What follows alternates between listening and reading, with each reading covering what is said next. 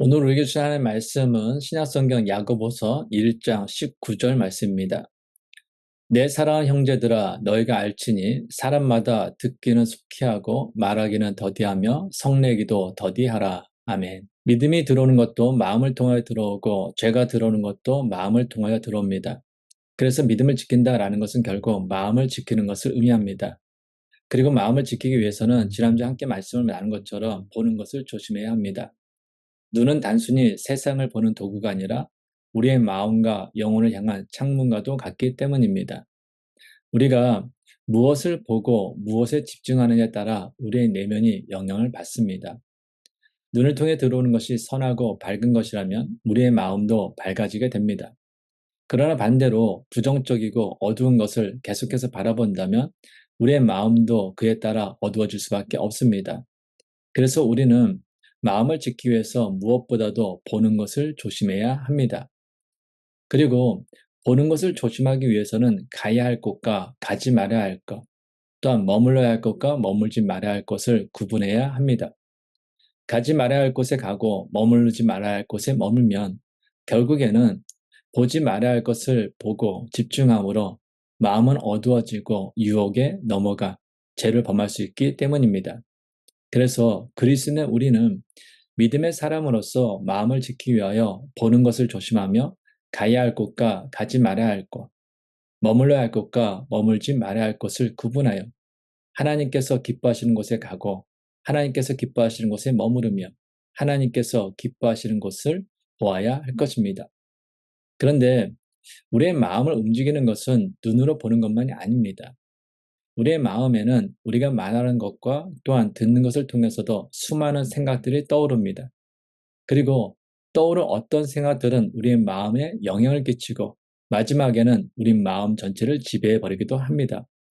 그러므로 우리는 말하고 듣는 것을 통해서도 하나님께서 기뻐하시지 않는 생각이 우리 마음에 자리 잡지 않도록 해야 합니다. 그래서 하나님께서는 야고보를 통하여서 듣고 말하는 것과 관련하여 다음과 같이 권면하셨습니다. 오늘 본문 야고보서 1장 19절입니다. 내 사랑하는 형제들아 너희가 알지니 사람마다 듣기는 속히 하고 말하기는 더디하며 성내기도 더디하라. 듣기는 속히 하고 말하기는 더디하는 것, 즉 듣는 것과 말하는 것을 조심하는 것이 그리스도인으로서 마음을 지키기 위하여 조심해야 할 것입니다.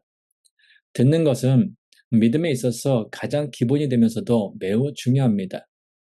듣는 것을 통해서 말씀을 깨닫고 진리를 알기 때문입니다. 또한 듣는 것을 통해서 상대방의 마음을 이해하고 그들의 아픔과 상처, 슬픔과 기쁨을 나눌 수도 있기 때문입니다. 잘 아시는 것처럼 다윗은 이스라엘 역사상 가장 위대한 왕이었습니다. 그는 왕으로서뿐만 아니라 신앙인으로서도 이스라엘 백성들로부터 존경받는 사람이었습니다. 그런 아버지 다윗의 뒤를 이어 왕에 오른 솔로몬은 심적으로 보다면 매우 컸을 것입니다. 수많은 백성들을 다스려야 하는 부담감, 이스라엘 나라를 지켜야 한다는 그 부담감, 무엇보다도 왕으로서 올바른 판단과 결정해야 한다는 그 부담감이 매우 컸을 것입니다. 그래서 왕에 오른 솔로몬은 무엇보다도 먼저 일천번제를 드리며 하나님을 예배하였습니다. 이유가 무엇입니까? 솔로몬은 자신의 힘과 능력으로는 이스라엘 백성과 나라를 온전히 다스릴 수 없다라는 것을 알았기 때문입니다. 그래서 솔로몬은 왕으로서 져야만 했던 무거운 짐과 부담감을 하나님께 내려놓고 오직 하나님만을 의지하기 위하여 왕위에 오른 뒤 가장 먼저 하나님을 예배하였던 것입니다. 우리도 인생을 살아가면서 남편, 아내, 또한 부모, 자녀, 사업자, 직장인, 학생, 목회자, 교인 등으로서 많은 부담감을 느끼며 살아가게 됩니다. 때로는 감당할 수 없는 부담감으로 인해 정신장애를 경험하기도 하고 심지어 사는 것보다 죽는 것이 낫다라는 탄식이 터져나올 때도 있습니다. 너무나 당연한 것입니다. 우리는 능력의 한계를 가진 연약한 인간이기 때문입니다. 그래서 혼자서 짐을 지려가면 할수록 부담감은 점점 더 커질 수밖에 없습니다. 그로 인한 스트레스는 더욱더 커질 것이고 하나님께서 선물로 주신 오늘은 행복이 아닌 불안과 원망으로 채워질 수밖에 없습니다.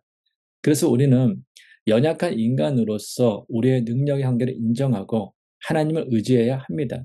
그때 우리는 우리의 인생의 짐뿐만 아니라 우리 자체를 책임지시는 그 하나님의 은혜를 경험하게 될 것입니다.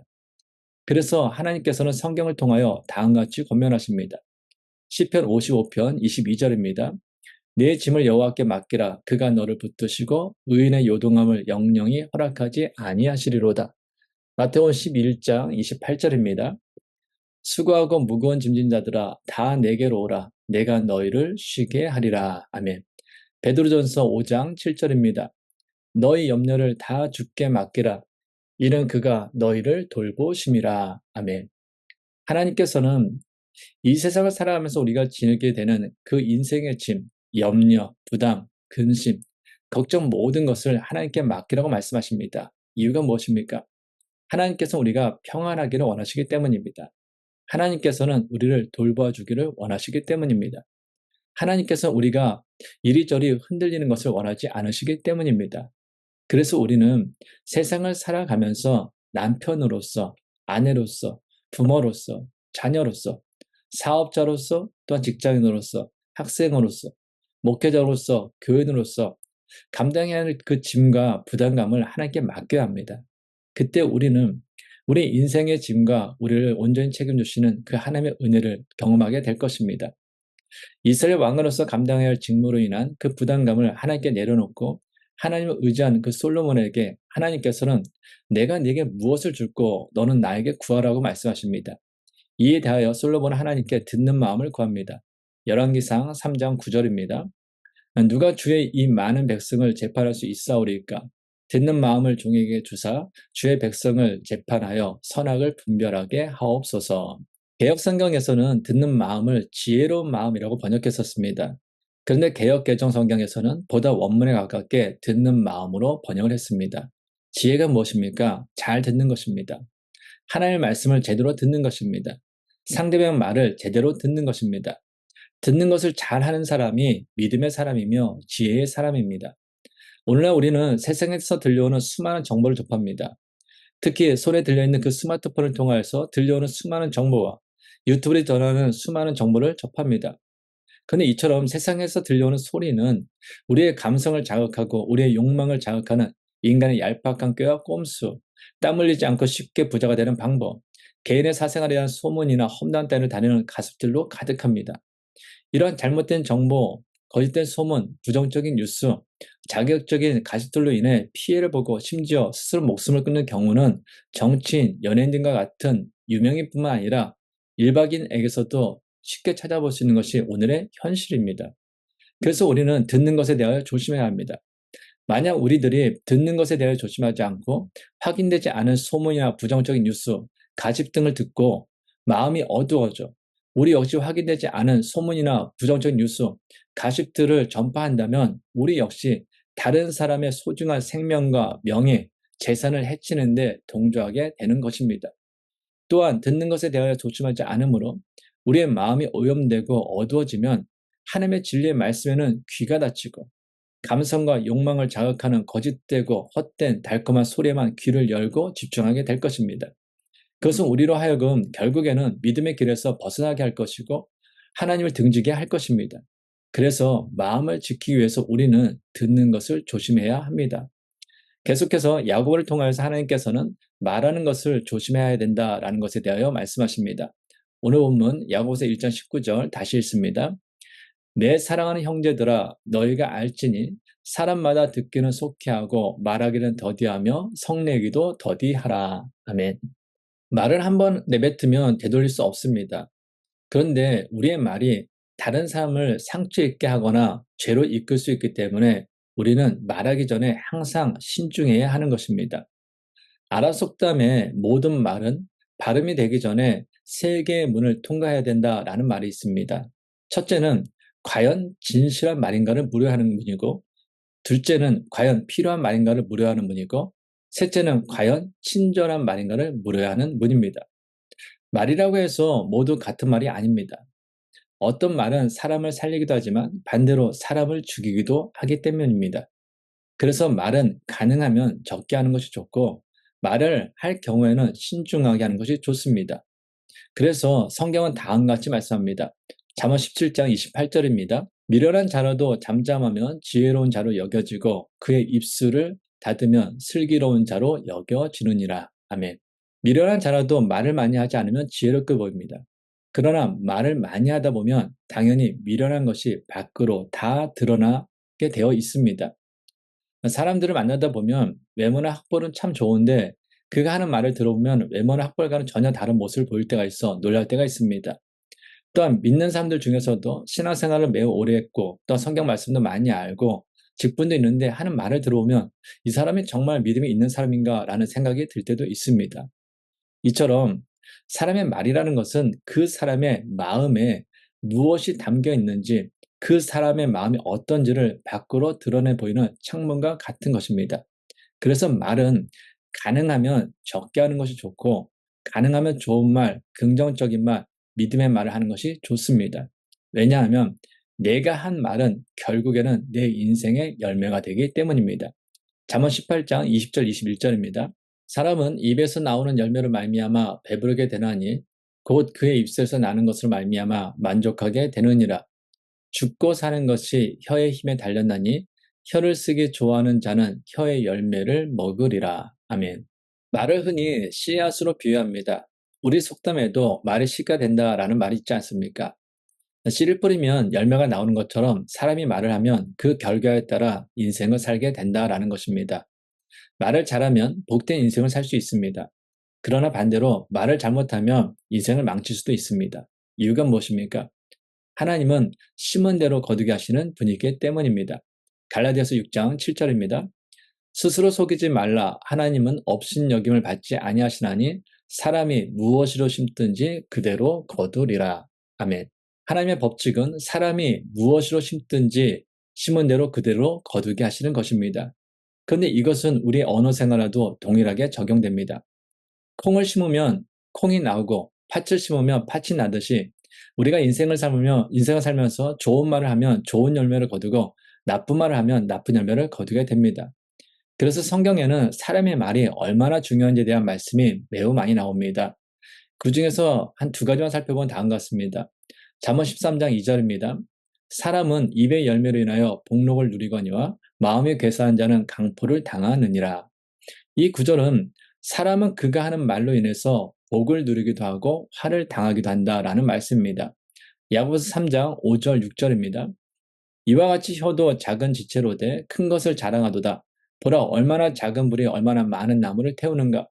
혀는 곧 불이요 불의의 세계라. 혀는 우리 지체 중에서 온 몸을 더럽히고 삶의 수레바퀴를 불사르나니 그 사르는 것이 지옥불에서 나느니라. 이 구절은 한마디로 말을 잘못하면 인생 전부를 맞출 수 있다라는 것입니다. 이처럼 우리가 하는 말은 아무렇게나 해도 괜찮은 것이 아닙니다. 우리의 인생을 복되기도 하고 화를 당하기도 하는 것이 말입니다. 그래서 우리는 믿음의 사람으로서 마음을 지키기 위하여 말하는 것을 조심해야 합니다. 그러나 우리의 눈이 우리 몸에 속한 지체임에도 불구하고 우리의 의지대로 되지 않는 것처럼 우리의 입도 우리 입에 속한 지체지만 우리의 의지대로 되지 않습니다. 그래서 우리의 입 역시 하나님께 맡겨야 합니다. 시편 141편 3절입니다. 여호와여 내 입에 파수꾼을 세우시고 내 입술의 문을 지키소서. 시편 141편은 다윗이 고난 중에 기록하십니다. 억울한 누명을 쓰고 거짓으로 모함당하고 질투로 인해 생명의 위협을 느낀다면 당연히 그 입술에 악이 가득한 말이 쏟아져 나오지 않겠습니까? 당장 힘이 없어 자신을 괴롭히는 원수를 대항하지 못하더라도 입술로는 끊임없이 원수에 대한 악에 가득한 말을 쏟아놓을 수 있습니다.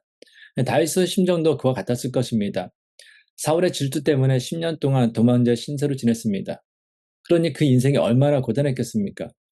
뿐만 아니라 다윗 자신뿐만 아니라 그를 도와준 사람들, 그의 가족, 그와 가까운 모든 사람들 피해를 입었으니 그 마음이 얼마나 아팠겠습니까? 그러므로 다윗은 사울과 그를 따르는 무리들을 생각할 때마다 입에서 악에 가득한 말이 쏟아져 나오려고 했을 것입니다. 그래서 다윗은 자신의 입술에서 악이 가득한 말이 쏟아져 나오려고 할 때마다 여호와 하나님 내 입에 파수꾼을 세우시고 내 입술의 문을 지켜 주옵소서라고 기도하며 자신의 입에서 악한 말이 나오지 않도록 하나님께 기도하였던 것입니다. 왜냐하면 입술이 내 몸의 일부이지만 내 힘으로는 어찌할 수 없는 것을 너무나 잘 알기 때문입니다.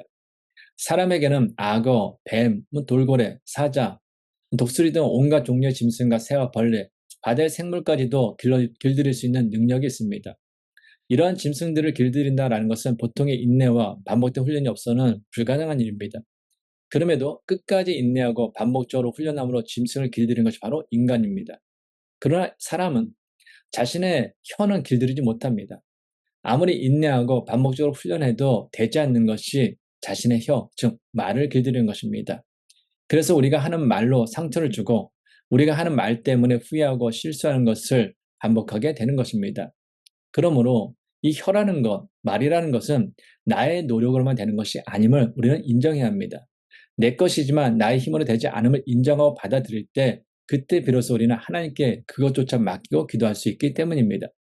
그러므로 우리들은 말에 대한 실수와 후회를 줄이기 위해 매 순간마다 여호와여 내 입에 파수꾼을 세우시고 내 입술의 문을 지켜 주옵소서라고 하나님께 기도해야 합니다. 그리고 영적으로 유익한 하나님의 말씀을 듣는 것을 즐겨야 합니다.